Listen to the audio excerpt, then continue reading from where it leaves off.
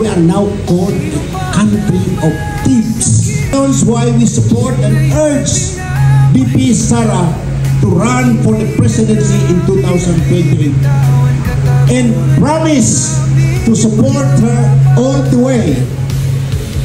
When we agree with the idea that we will support VP Sara all the way for 2028 presidential election. We agree. We see these qualities in Vice President Sara Duterte. You agree that VP Sara is a rad leader, resilient, agile, and developmental. A leader whose dedication to public service is selfless, inspiring, and transformative, with strong conviction in the execution of her sworn duty. VIPSD, or Voice of Individuals of the Philippines for Sustainable Development. VIPSD is a movement composed of various sectors, as I have introduced them, and more to come, whose leaders and members are committed to unite and organize themselves for the purpose of achieving one primary objective: the attainment of sustainable peace and development in the country. As a movement, we aim at educating our citizenry on the importance and significance of moral values, unity, and peace to national security and development, and to mobilize our resources within the spirit of voluntarism. We are here as volunteers to better the Philippines. As the quote of former CHED Commissioner Ronald Adamat goes, this representation: meaningful leaders do not deform a nation, but reform it for the betterment of the people. The question now is, do we have meaningful leaders around us or in the country? Maybe your guess is as good as mine. As far as I'm concerned, and I think this is also your belief, you share this belief, we can count by our fingers meaningful leaders of our country. Maybe this person seated next to me at the presidential table and the members of officers and members of the VIPSD, we can trust them. They are meaningful leaders. That's why we are here today. But by and large, we see what they call is meaningless leaders. When I call meaningless leaders, these are the leaders who are deforming this country through massive corruption, through hypocrisy, walang puso, walang kaluluwa, at nakakahiya po tayo sa ibang bansa. There is a news this morning I heard from the radio. We are now called a country of thieves. Alam po ninyo yon? A country na kung saan nandito yung mga magnanakaw. Nakakahiya po yun. I am not proud to be a Filipino if my country is called country of thieves. Do you agree with that? Natutuwa ba kayo na country of thieves sa Pilipinas? No. Of course not. So ano po ang gagawin natin? Kaya po tayo nagkaroon ng ganitong organization because to our belief, we want to be part of the solutions to reform the country.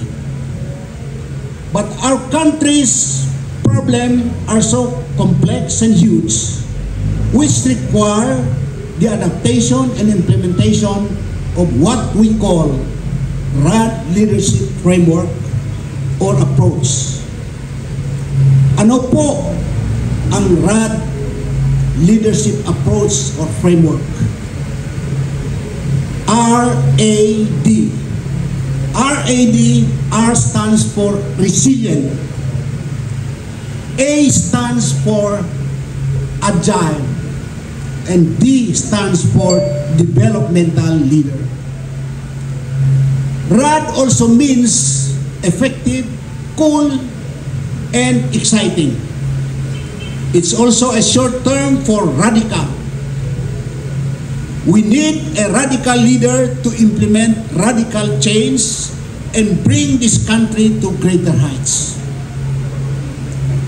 And as we see, and for that matter, we see these qualities in Vice President Sara Duterte. Do you agree? Yes. Do you agree? Yes. Do you agree that VP Sara is a RAD leader? Resilient, agile, and developmental. A leader whose dedication to public service is selfless, inspiring, and transformative, with strong conviction in the execution of her sworn duty. A leader who always offers solutions to problems. Look what happened to Davao, Cebu. If the government is scrambling to monitor, to look for solution, anong ginawa ni VP Sara? Without any words, dumating ang relief goods from the people of Davao City. Yan ang kailangan nating leader, action agad. Agile leadership is very important.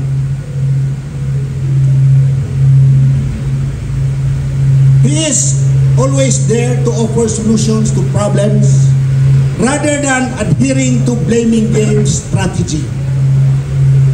A leader based on the results of various national surveys clearly showed the highest trust by Filipinos as they are inspired of her leadership despite being continuously castigated with so many accusations hurled against her.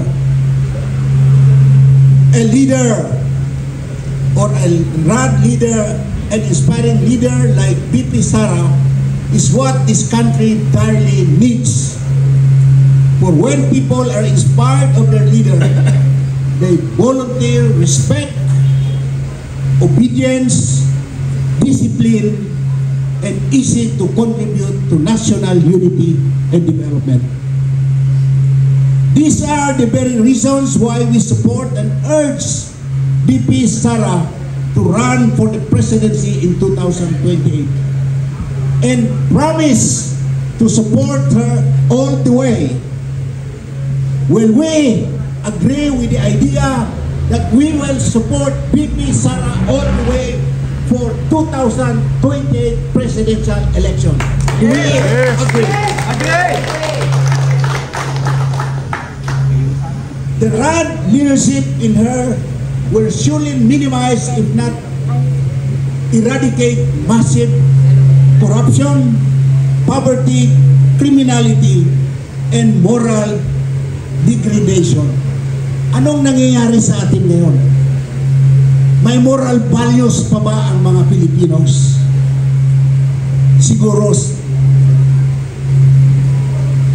majority demoralized dahil sa nangyayari sa ating bansa.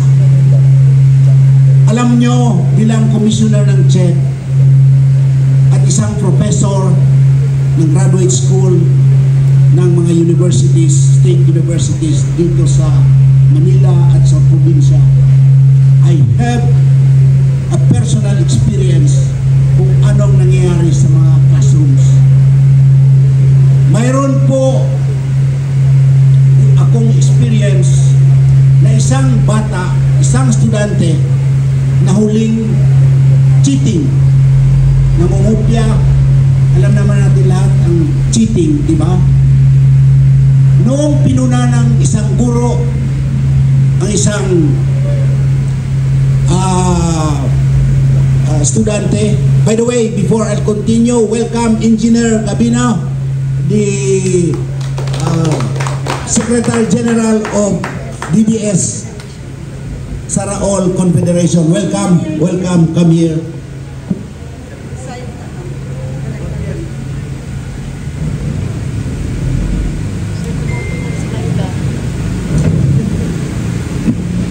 Noong nahuli yung estudyante na nangungupya, cheating at pinuna, anong ginawa ng estudyante? Tumawa pa. Sayang, sabi niya, nahuli ako. Noong unang panahon, pagka nahuli yung bata na nangungupya, umiiyak yun. Ngayon, hindi na. Parang naging kultura na ang cheating, ang pagnanakaw, ang corruption, walang puso at walang kaluluwa. Nakakalungkot po.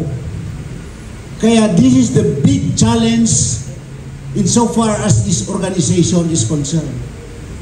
And we only see a leader who can champion the cause of the Filipino peoples through peace and development in Vice President Inday Sara Duterte.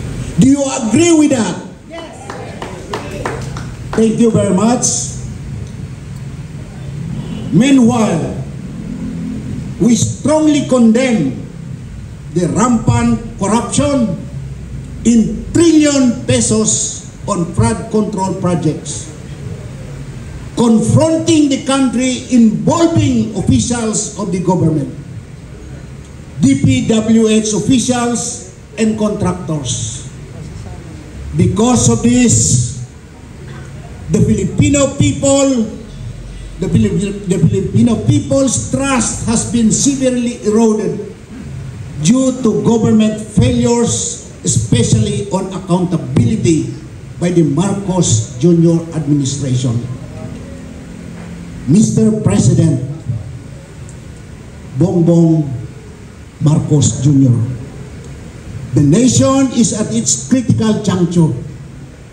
The international community are watching us. In fact, they call us, most of them call us, country of thieves.